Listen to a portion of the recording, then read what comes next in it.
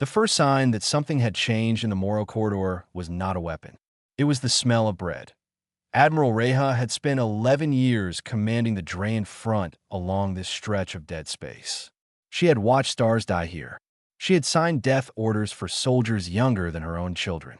The Moro corridor was a graveyard dressed up as a battlefield, and every commander who served here knew they were simply managing the speed at which bodies piled up.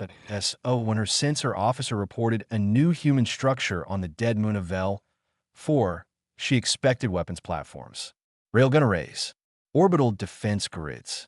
The Terran Cooperative had finally joined the war after decades of neutrality, and everyone assumed they would bring their famous firepower. Instead, they had built a farm. Reha read the report 3 times.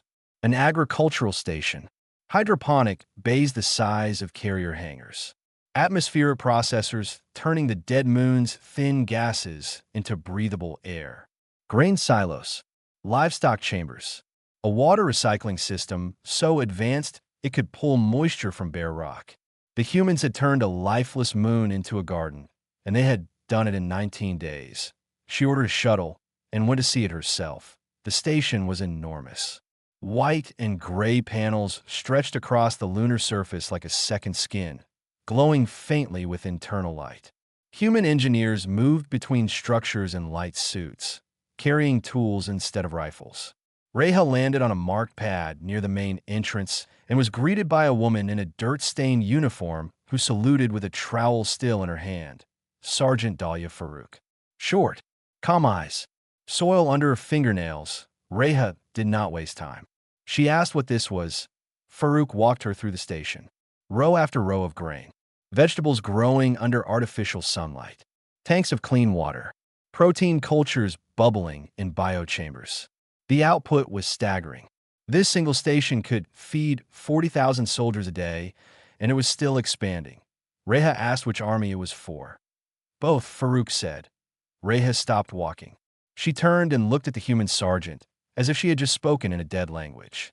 Both armies, the Drayan Confederacy and the Osiri Dominion. 2 nations that had been killing each other for 40 years. Farouk explained it simply. Both armies were starving. Supply lines on both sides had been raided, bombed, and stretched to breaking. Soldiers on the Drayan side were rationing water. Soldiers on the Osiri side were eating emergency paste that had expired 6 months ago. Hungry soldiers made bad decisions. Desperate soldiers committed atrocities. Fed soldiers thought clearly. The food was free. No conditions. No oaths of loyalty. No strings. Reha told her it was the most foolish thing she had ever heard. She said the Osiri would take the food and then bomb the station. She said war did not work this way. She said mercy in the Moro corridor was just another word for a slow death. Farouk listened to all of it. Then she said that the bread was almost ready and asked if the admiral was hungry. Reha left without eating. 3 days later, the first Osiri soldiers crossed the line. They came in a single transport shuttle, unarmed, broadcasting a civilian distress frequency. Reha's gunners locked weapons on it immediately. Standing orders were clear. Anything crossing the corridor from the Osiri side was to be destroyed. But the shuttle was heading for the moon, not for any Drayan position. It landed at the agricultural station, and 12 Osiri infantry soldiers stepped out. They were thin. Their armor hung loose on their frames. 2 of them could barely walk. The humans fed them.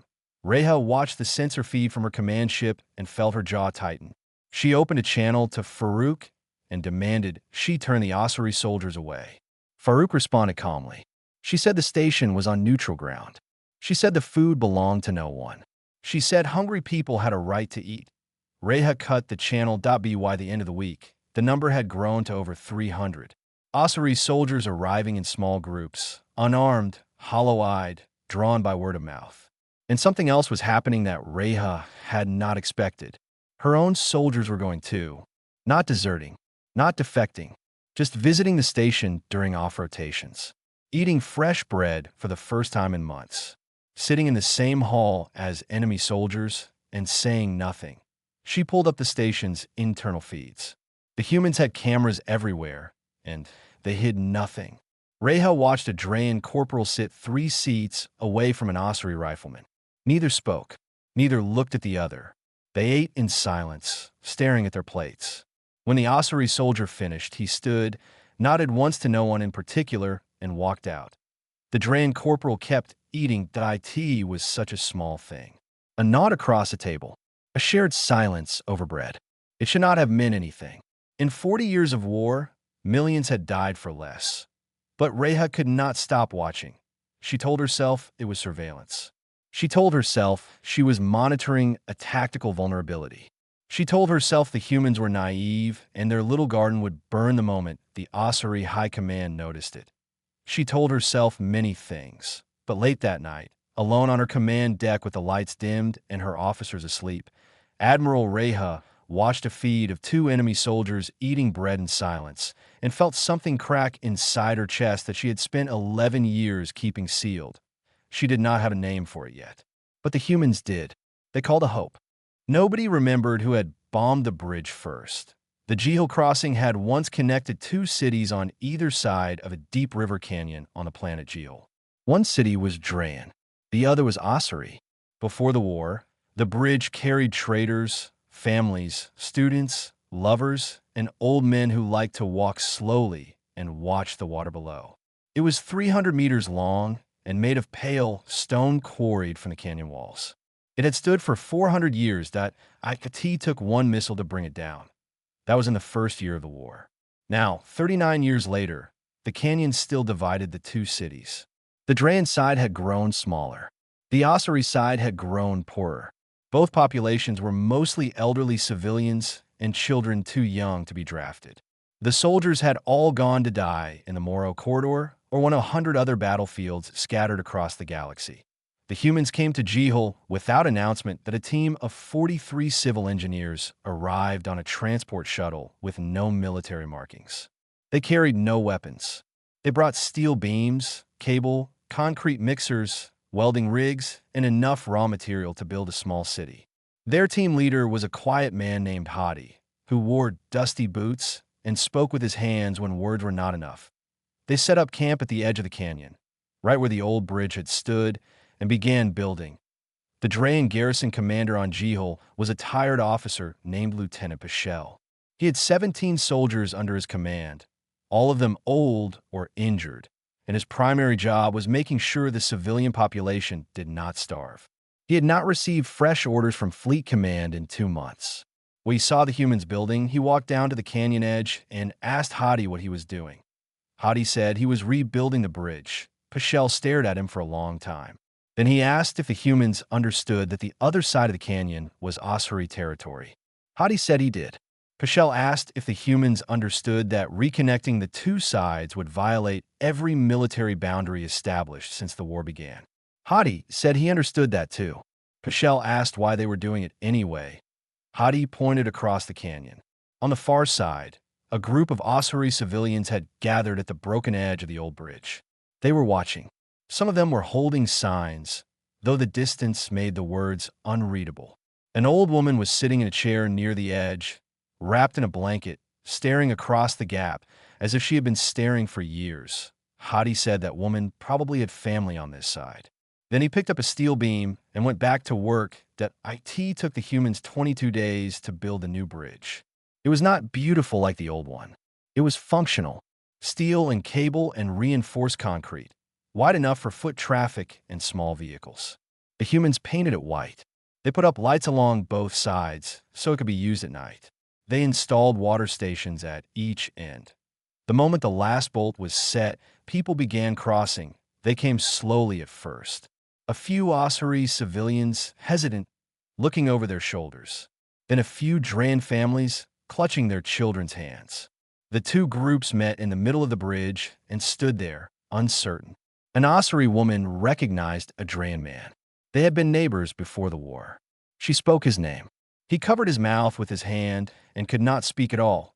Within a day, hundreds were crossing. Families separated for decades found each other. Grandparents met grandchildren they had never seen. Old friends embraced in the middle of a steel bridge and wept without shame. The human engineers stood to the side, drinking water and watching, and some of them wept too. Then the orders came. Draen Fleet Command, alerted by Pichel's belated report, demanded the bridge be destroyed. The order was clear. The bridge represented an unauthorized connection to enemy territory. It was a security breach. It was to be demolished immediately by airstrike if necessary. The order was routed to the nearest combat squadron. A young pilot named Cadet Noon received the mission briefing. Fly to Jehol. Destroy the bridge. Return to base. Noon was 20 years old. He had been flying combat missions for 8 months. He had never questioned an order before. He loaded his fighter with a full payload, launched from the carrier, and made the short jump to Jehol's atmosphere. He came in low over the canyon. The bridge was directly below him, white and bright against the dark stone. He armed his weapons.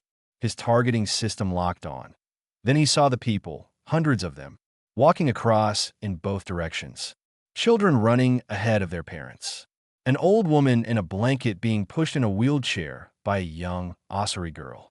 A Dran man carrying a baby he had clearly just met for the first time, holding it so carefully as if it were made of light. Noon's finger hovered over the trigger. He flew over the bridge without firing. He circled once, then twice, then turned his fighter back toward the carrier. He landed with a full payload. His commanding officer met him on the flight deck and asked why the bridge still stood. Noon said he could not do it, that he was arrested within the hour. Military insubordination. Refusal to carry out a direct order. The penalty was severe. But something strange happened that night. Every pilot in Noon's squadron submitted a formal request to be excused from the mission. All 11 of them. The request gave no justification. It simply said they were unable to comply. The bridge was never bombed, and on its white surface, under the lights the humans had installed, an old Osiri woman who had been sitting at the edge of a broken canyon for 39 years finally crossed to the other side and knocked on a door she had not touched since she was young. The door opened, and the war lost another piece of itself that it would never get back. The voice came through at 300 hours on a frequency that should not have existed. T was a child. A small Osiri girl, no older than 6 or 7, singing a song that had no translation in any Dran language. Her voice was high and unsteady, the way all children's voices are when they're trying very hard to be brave. She sang for 40 seconds. Then an adult voice, her mother, came on and spoke a name. The name of a prisoner. An Osiri soldier held in a Dran camp 3 systems away. The message was simple. We are alive. We miss you. The garden still has flowers. Then the frequency went silent. Lieutenant Farid, the Dran signals officer on the cruiser Ashward, stared at his console.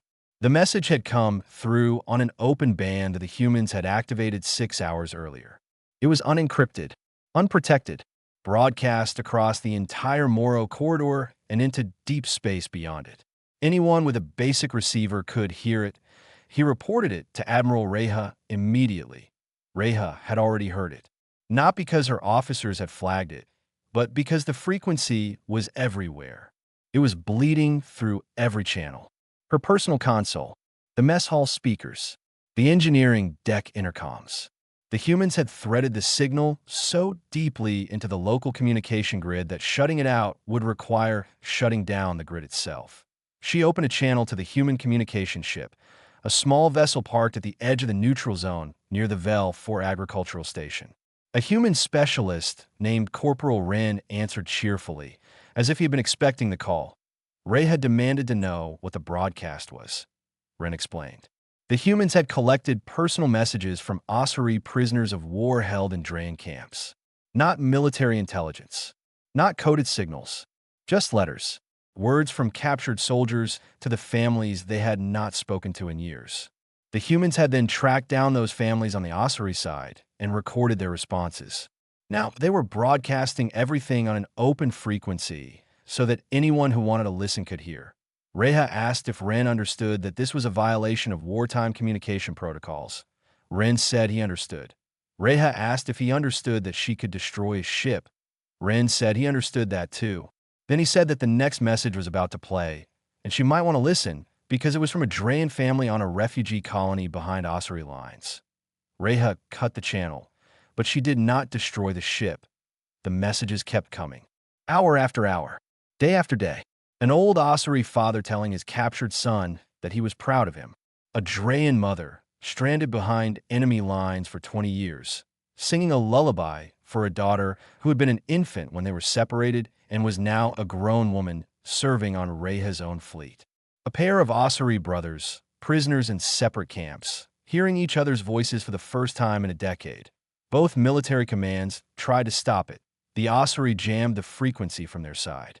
The humans rerouted through a network of civilian medical satellites that both nations depended on for plague monitoring along the border colonies.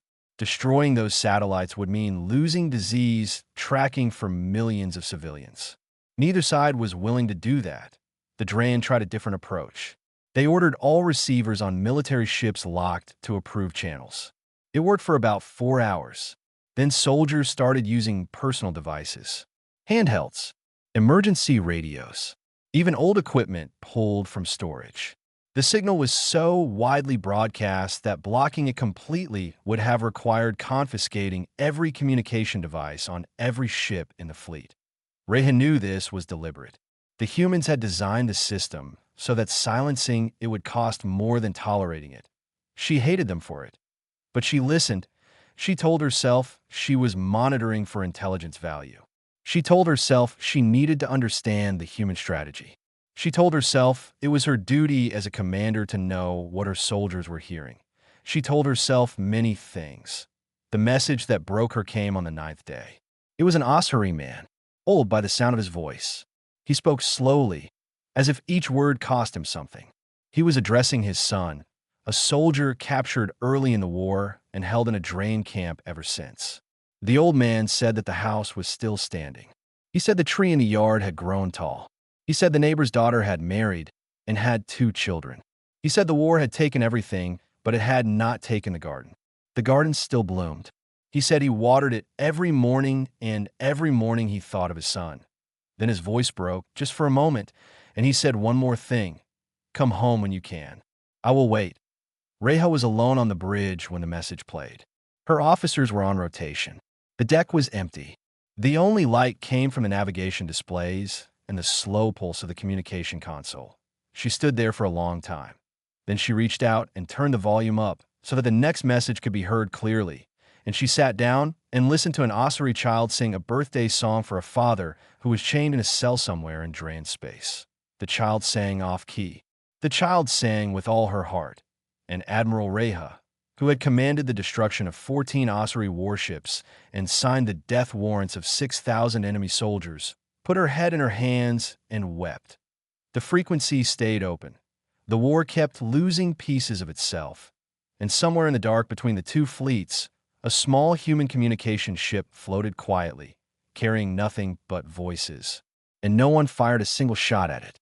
Speaker Gorham had not slept in 2 days, and the numbers on his desk were the reason that he was the oldest member of the Osiri High Council, 79 years old.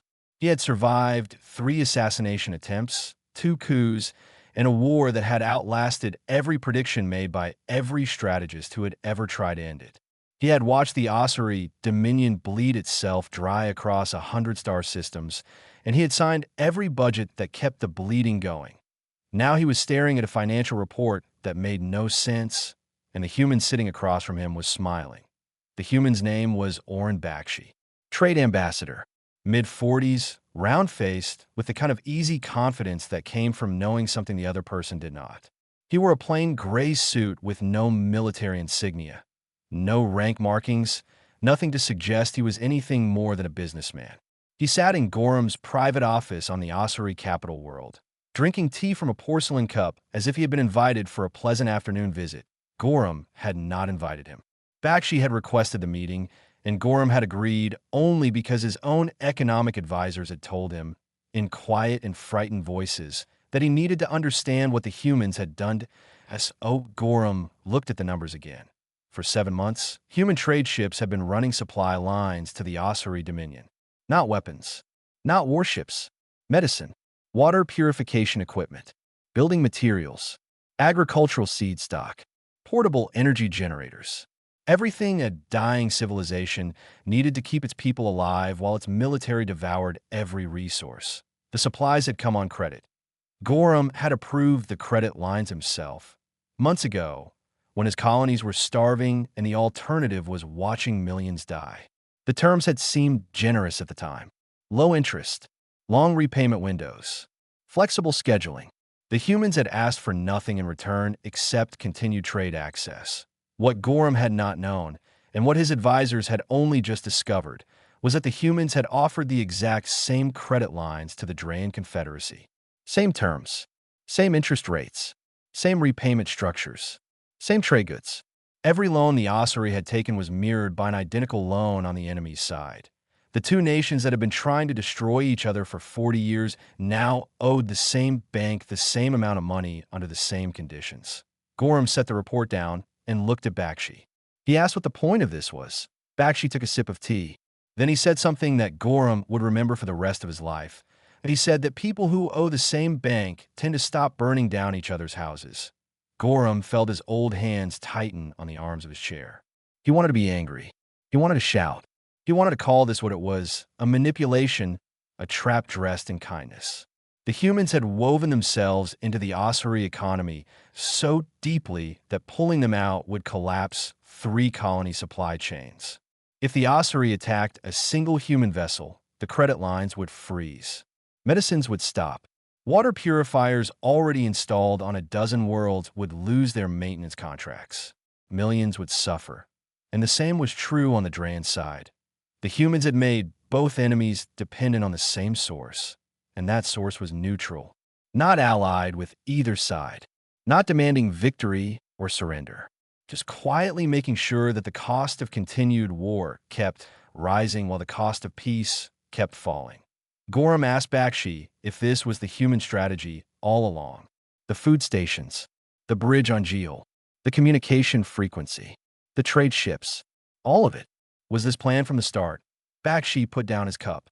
The smile faded, and for a moment, Gorham saw something behind it that looked almost sad. Bakshi said there was no grand plan.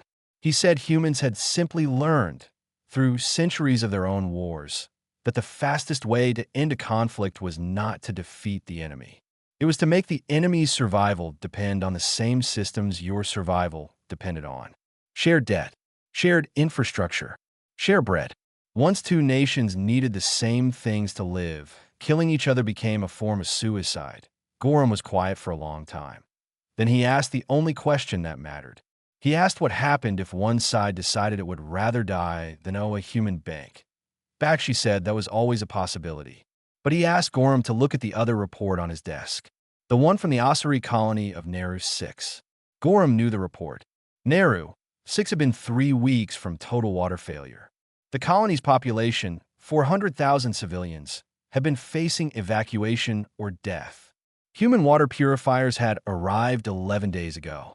The colony was alive. Bakshi asked if Gorham wanted to be the one to tell those 400,000 people that their water was being shut off because the Ossuary Dominion did not want to owe a human bank.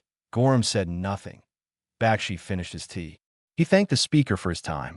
He stood, buttoned his plain gray suit, and walked to the door. Before he left, he turned back and said one more thing that he said the Drayan had a speaker too. An admiral named Reha.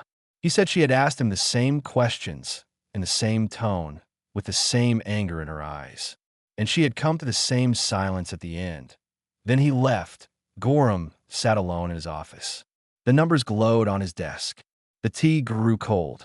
Outside his window, supply ships moved through the Ossuary skyline, human markings visible on their hulls, carrying medicine to a people who were supposed to be at war. He picked up his communicator. He called his senior advisor. And for the first time in 40 years, he asked a question that no Ossuary leader had ever dared to ask. What would peace actually cost us? The advisor was silent for a very long time. Then she said, less than the war. 2,000 warships gathered at the Pale Reach, and every single one of them was ready to die. The system had no planets worth keeping. Its star was old and dim, throwing pale yellow light across a field of shattered moons and drifting debris. 20 years of fighting had turned the Pale Reach into a graveyard of broken hulls and frozen bodies. Navigation through the system required dodging the wreckage of battles that had been fought before most of the current soldiers were born. This was where it was supposed to end. The Drayan Confederacy had assembled its largest fleet in a decade. 1,200 warships, drawn from every remaining sector command, stripped from colony defense and border patrol. Admiral Reha commanded from the bridge of the Ash Ward, and she knew the truth that no one was saying out loud. This was the last fleet the Confederacy could field. If it failed here, there was nothing left. Across the void, the Osiri Dominion had done the same. 800 warships under Fleet Commander Soraya, a woman whose face was more scar than skin, who had lost her left arm at the Battle of Jehol Station 15 years ago and replaced it with a prosthetic she refused to let the medics calibrate properly because she said the pain reminded her of what war cost. Both fleets faced each other across 300,000 kilometers of empty space. Weapons were armed. Shields were raised. Fighter squadrons were loaded in launch tubes. Every gun in two civilizations was pointed at the other side. Then the humans arrived. They did not come from the flanks or from behind. They came from below the system plane, rising through the debris field in a slow, wide formation that was impossible to miss. Rhea's sensor officer called out the contacts. 100, 200, 300 vessels. The count kept climbing. They were not warships, hospital ships, refugee transport, construction barges, supply haulers, water tankers, mobile medical stations, cargo freighters with open holds carrying prefabricated housing units, school modules, agricultural pods, everything a civilization needed to rebuild, packed into a fleet that carried no weapons at all. 412 human vessels drifted into the space between the two armadas and stopped. They broadcast a single message on all frequencies, in every language, on every channel. The message was calm and clear, and it was spoken by a human woman whose voice did not shake. That we are not armed. We are carrying your wounded. We are carrying your displaced. We are carrying your children. Fire if you choose. Then the frequency went silent. Reha stood on her bridge and stared at the tactical display. The human fleet was directly in her firing solution. Every torpedo she launched, every railgun round she fired, would have to pass through unarmed ships full of civilians, refugees, and wounded soldiers for both sides. The humans had positioned themselves so perfectly that there was no angle of attack that did not go through them first. She opened a channel to the human fleet and demanded they move. In a response, she demanded again. The same woman's voice returned, calm and steady. We are not armed. We are carrying your wounded. We are carrying your displaced. We are carrying your children. Fire if you choose. Reha muted the channel. Her weapons officer looked at her. His hand was on the firing console. He was waiting for the order. He was young, maybe 25, and his face was pale. He did not want to give the order himself, and Reha could see that he was praying she would not give it either. She looked at the tactical display, at the blinking dots of 400 human ships, at the thousands of life signs on each vessel, at the medical beacons marking wounded soldiers from both sides, Drayan and Osiri, lying in the same hospital wards, being treated by the same human doctors. She did not give the order. Minutes passed. Then an hour. The two armadas hung in space, weapons armed, engines hot, and no one fired. Reha did something she had never done in 40 years of war. She opened a direct channel to the Osiri flagship. Not a military frequency, not a coded channel. An open line, unencrypted, so that every ship in both fleets could hear. Fleet Commander Soraya answered. The two women looked at each other through a video feed. Reha saw the scars, the prosthetic arm, the exhaustion carved so deeply into Soraya's face that it looked like it had become part of her bone structure. Soraya saw the same exhaustion in Reha, the same hollow eyes, the same weight of a war that had taken everything and given nothing back. Neither spoke for a long time. Then Soraya said one sentence that, I am tired. Her voice was raw. It was not a tactical statement. It was not a negotiation. It was just the truth, spoken by a woman who had been fighting since she was 19 years old and had forgotten what it felt like to wake up without fear. Reha felt the words land in her chest like a fist. She responded, "S-O-M." The channel stayed open. Both fleets listened. 2,000 warships, armed to the teeth, ready to die, heard their commanders say the only honest thing either of them had said in decades. Then, one by one, The weapons went cold. IT started with the small ships, frigates and corvettes powering down their guns. Then the destroyers. Then the cruisers. It moved through both fleets like a wave. No orders given, no commands issued. Just soldiers making the same choice at the same time because they had eaten the same bread and heard the same voices on the same frequency, and they were tired too. The guns went silent, and between the two fleets, 400 human ships floated in the pale light of a dying star, carrying nothing but mercy, and the war that had lasted 40 years came quietly, gently, finally to its end. There was no treaty. That was the part the galaxy could not understand. Every war in recorded history had ended with a document. Signatures and seals and long ceremonies where old men in formal robes declared that the killing was finished and both sides agreed to terms. There were supposed to be conditions, reparations, borders redrawn, territory exchanged, prisoners released in organized transfers with camera drones recording every step. None of that happened. The war between the Drain Confederacy and the Ossuary Dominion ended the way a fever breaks. Slowly, then all at once, and when it was over, no one could point to the exact moment it stopped. Soldiers walked away from their posts. Not in a single dramatic wave, but in a slow trickle that became a flood. A gunner on a Drain destroyer powered down his station and went to the mess hall. An Ossuary infantry squad stationed on a border moon simply packed their bags and caught a civilian transport home. Officers filed resignation papers. Generals stopped issuing orders. Supply chains redirected themselves toward civilian distribution centers that the humans had quietly built during the months of bread and bridges. Nobody surrendered. Nobody won. The war just became too heavy to carry, and both sides set it down at the same time. That in the weeks that followed, the structures the humans had built became the skeleton of a new world. The agricultural station on Vel 4, the one Sergeant Farouk had built on a dead moon, was officially designated a joint territory. Neither Drain nor Ossuary. A place that belonged to everyone who was hungry. It expanded 3 times in the first month. Farmers from both sides came to work the fields. They planted different crops side by side and argued about irrigation techniques, and it was the most beautiful argument anyone had ever heard. The bridge on Jehol became a market. Traders set up stalls along its white surface, selling goods from both sides of the canyon. A Drain baker sold flatbread next to an Ossuary spice merchant, and within a week, they had combined their products into something new that neither culture had ever tasted before. People stood in line for it. The line stretched across the bridge. The open communication frequency that the humans had established became a civilian network. It carried news, music, personal messages, weather reports, and, every evening, a program where Drain and Ossuary children read stories to each other across the divide. The most popular story was about a fish that lived in a river that flowed between 2 countries. And the fish did not know there was a border because fish do not care about such things. Cadet Noon, the young pilot who had refused to bomb the bridge, was quietly released from military custody. No formal pardon. His file was simply closed. He went back to Jehol and got a job maintaining the bridge lights. He never flew again. Fleet Commander Soraya retired. She went home to a small house on an Ossuary colony world where the grass grew tall and the air smelled like rain. She had the prosthetic arm recalibrated for the first time in 15 years.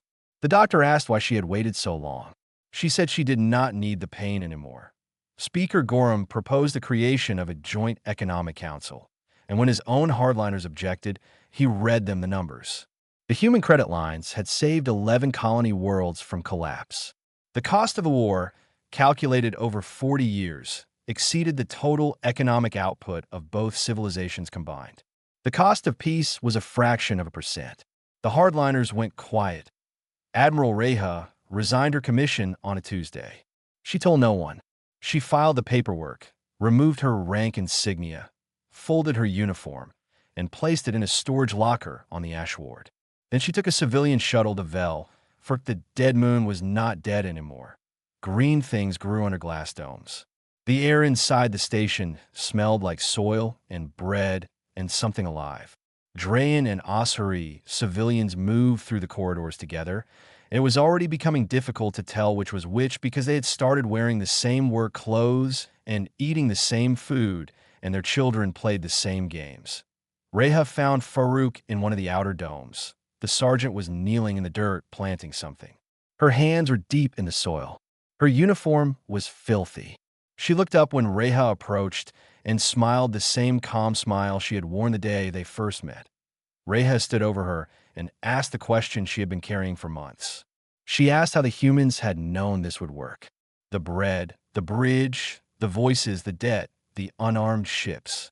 How had they known? Farouk wiped her hands on her knees and stood up. She looked at Reha with those steady eyes and said that they had not known. She said humans had fought more wars than most species could count. She said they had tried everything. Bigger weapons, better strategies, total destruction, unconditional surrender. And none of it had ever truly ended a war. The fighting stopped, but the hatred stayed, and the hatred always grew a new war eventually. The only thing that worked, she said, was connection. Wars do not end when one side wins. Wars end when both sides need each other too much to keep fighting.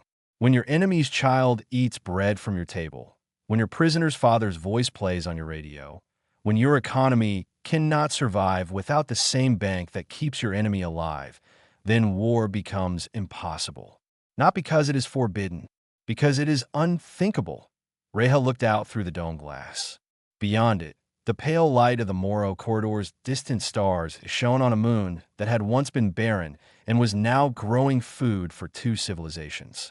In the main hall below, she could see families eating together, Drayan and Asari, side by side. She asked Farouk what she was planting. Farouk looked down at the small green seedling in the dirt and said it was a type of tree from Earth. It grew slowly. It took decades to mature. But once it took root, it could survive almost anything. Reha knelt down. The soil was warm. She had not touched Earth in years. She had spent so long in space, surrounded by metal and screens and the cold calculations of war, that she had forgotten what growing things felt like. She helped Farouk plant the tree. And somewhere out in the galaxy, historians and diplomats and military strategists studied what had happened and tried to give it a name. They called it the human intervention. They called it the soft war. They called it the Moro Doctrine. But the people who lived through it, the soldiers who had eaten bread at the same table, the families who had crossed the bridge, the old Osiri man who still watered his garden every morning, they called it something simpler. They called it the end. And it was enough.